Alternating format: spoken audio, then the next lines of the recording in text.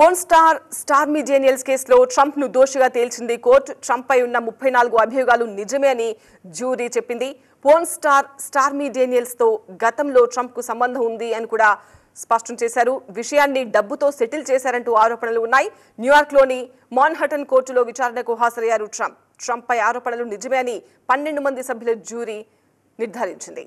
మరికొద్ది నెలల్లో అమెరికా అధ్యక్ష ఎన్నికలు జరగనున్న వేళ పోర్న్ స్టార్ కేసులో 77 ఏళ్ల ట్రంప్ దోషిగా తేలడం ఆయనకు ఇబ్బందికర అంశమే.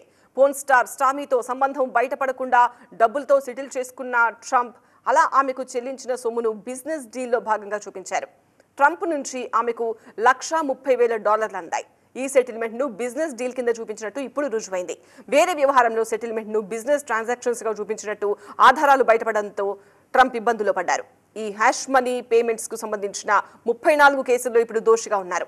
అయితే ఆయనకు జైలు శిక్షపై కోర్టు ఇంకా నిర్ణయాన్ని ప్రకటించలేదు. పోర్న్ స్టార్ స్టార్మీని ట్రంప్ కలిసింది 2006 జూలైలో. అప్పుడు ఓ గోల్ఫ్ టోర్నమెంట్ లో adult film star stormy Daniels తో కలిశారు.